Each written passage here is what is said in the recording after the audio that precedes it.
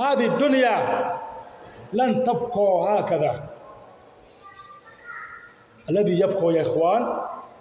إنما الذي يبقى هو العمل الصالح.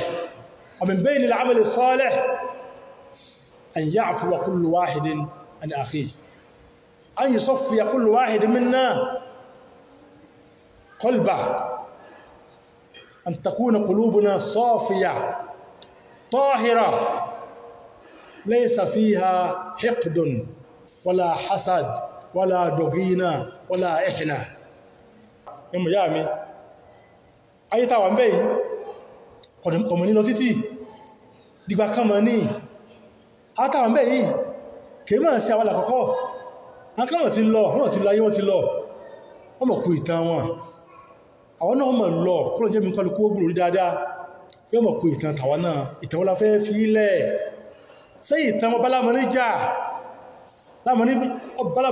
ó kú lórí ìjà ni sí ń ta fẹ́ mọ́ bá lọ́nu láàmọ́ ni wọ́n sọ̀tàkú ni mẹ́rìnjá àfáàtó ọ̀tànẹ́bára wọn sí tẹ́ ikú sí ní tàfẹ́ fílẹ̀ nú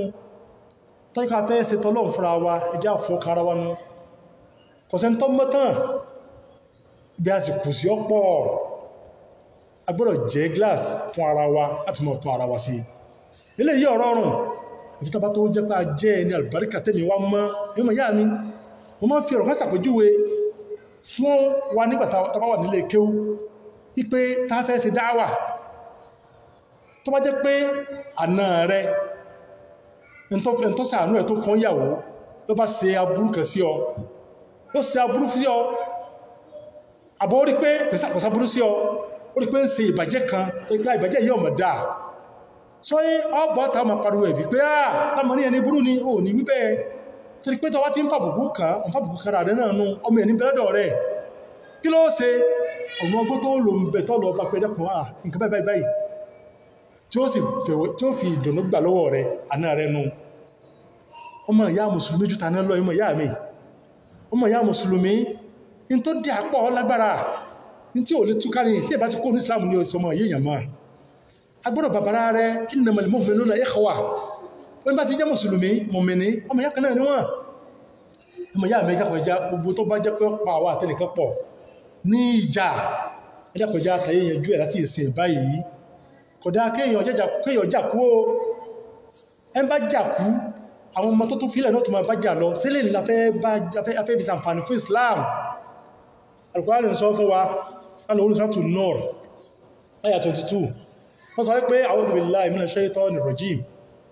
wala ya'tali ulul fadli minkum was-sa'ah an yu'tu ulil qurba wal masakin wal muhajirin fi sabilillah وليعفوا وليصفحوا ألا تحبون أن يغفر الله لكم والله غفور رحيم. Al-Qur'an ó fẹ́ pé àsákèsí kan níbi tá a wà yọmọ ìyá mi ẹ̀dàkùn ìfarabalẹ̀ gbọ́dá dáa o in tó fa ọ̀rọ̀ yìí nígbàtí àwọn kan wí tí ọ̀dá sí ìyàwó Aisha radiyallahu ta'ala anha tọ́lọ́ sì fọ́mọ́ nínú ẹni tó wá wà ní wàhálà yìí ní tí ń pè ní Mr. Hai ó wà lábẹ́ inú òun Abubakar náà ni tálíkà ni Abubakar ni máa tọ́jú ẹ̀ ní máa fún ní jíjẹ mẹ́mọ́ Mr. ní ṣe nǹkan yìí lọ́wọ́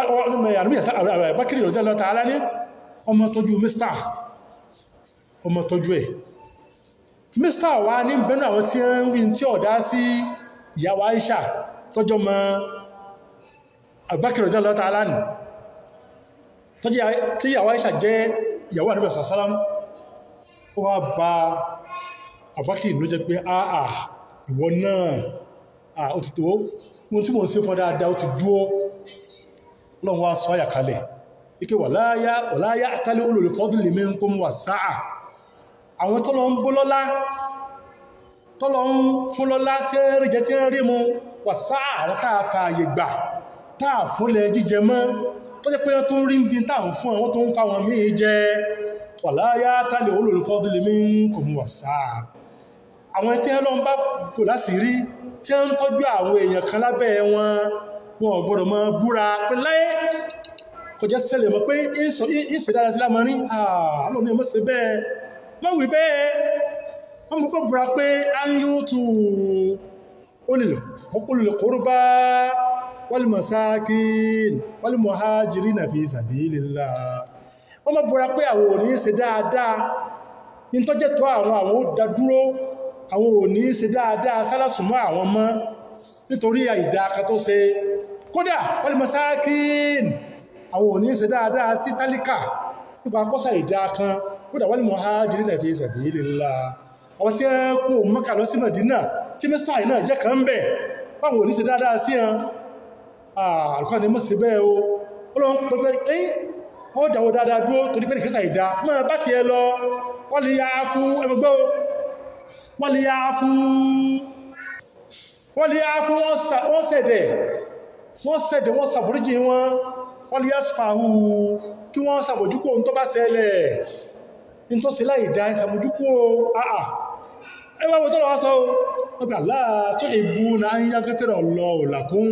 àà sí ẹ̀fẹ́ kọ́lọ̀ wọn foríjì náà ni ẹni àríbí ẹkù sí